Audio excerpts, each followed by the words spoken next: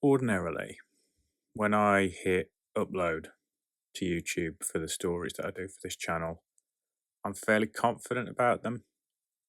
Got a reassuring feeling that you guys are going to receive them in the manner in which they were intended.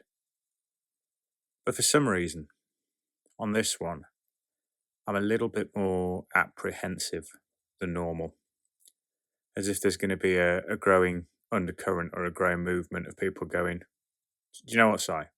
That's bullshit. The idea was fairly simple.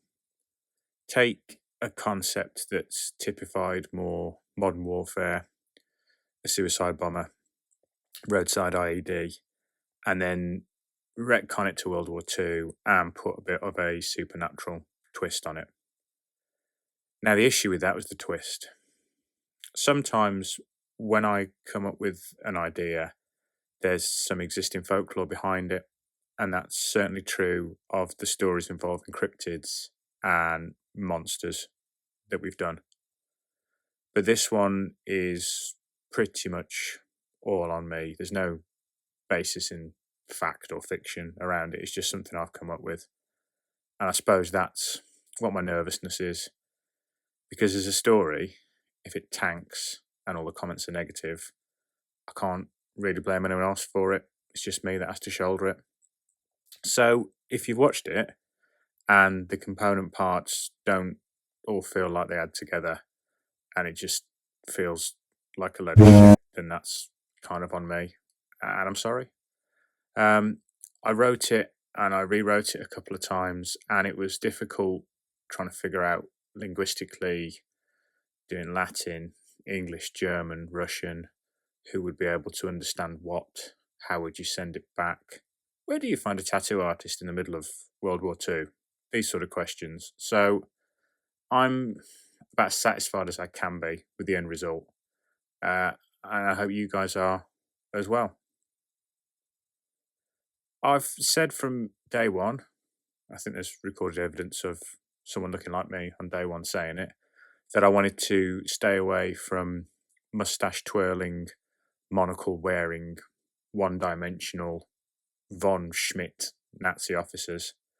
You know the kind. You watch the war horror movie, and they're the fuckers who, at the end, inject themselves with the super soldier serum or turn themselves into a demon or a zombie.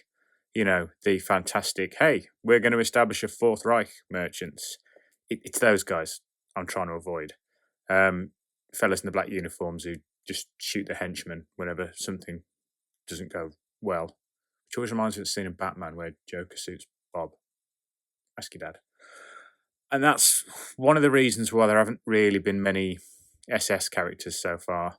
That and this creeping feeling that it's probably not best to go head on with the SS and the stories because it might inevitably lead to a complaint to YouTube and the page being demonetized around them. But at the same time, I had this creeping feeling that I've been a bit too nice to the Germans and to their German officers. I mean, you know, other than having them torn limb from limb by golems or tridented to death by Atlantean warriors, more reputationally, maybe it was time to introduce just a few more German voices. Well, Horst Stark is kind of a compromise. He is SS, he is and he is prepared to do some really horrible stuff to try and win the war, or at least to try and make the war's defeat a little bit easier. But at the same time, he's not a fanatic. He's not the kind of guy that empties a Luger into his servant because he's having a bad day. He's more Robert Vaughan in Bridge at Remagen than he is Robert Shaw in Battle of the Bulge, if that makes any sense. He's also a bit of a foreshadowing of a future story arc that's coming.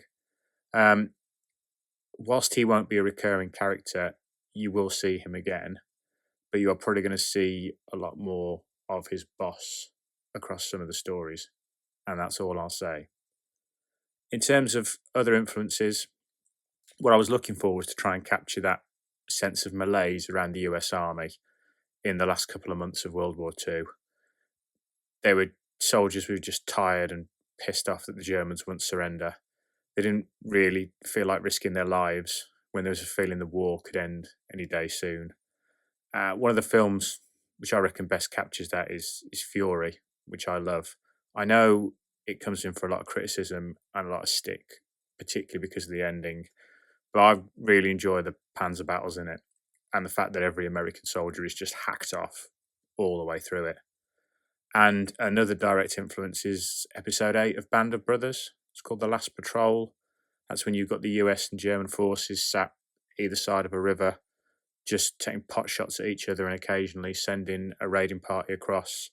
And that's one of the reasons I chose to set this episode on the Rhine, just so the river acts as a natural barrier to stop the two armies fighting conventionally with each other. You might also have noticed something resembling animation having crept into this episode. That's something I asked Sean to see if he could do, and I spoke to Mikey about as well moving forward. In essence, where I can now, I'll probably ask them to do that more with some of the images, and that just involves me asking them to do an image in 3 stages and then stitching it together with bits appearing with the illusion of movement. It's one of the things I'm trying to do to sort of professionalize the channel a little bit now. It's 2 years old. Happy birthday. It's a bit like changing the subtitling font to a slightly thicker one, which I'm hoping has helped. I've gone through all the thumbnails as well and tried to improve them. And Etienne has been great and come up with a couple of new thumbnails with some text on because he's super talented and he's great. Better than me at this. In the next episode, Mikey is doing the art for the Stalingrad story that I've been teasing for a while now. I've got a feeling it's going to be a good one, but obviously that remains for you guys to have the final say on. After that, there's another short, which is going to be the prequel that I'd mentioned for Custodian, where we get to find out where the wolf came from at Ebon Emal. And after that, well, they're back. Mendacious 2, Electric Boogaloo, which is only a working title at the moment. Remains subject to change, obviously. Following on from the testimonial with what the German Navy are calling Operation Kraken, we're going to be off to a remote Kriegsmarine facility where the Germans are experimenting on some captured Atlantean technology. And then they get some unexpected visitors, or expected visitors, whichever way you look at it. Anyway, I've rambled enough. Hope the new year is treating you guys better than, frankly, last year did. And I will see you guys next time.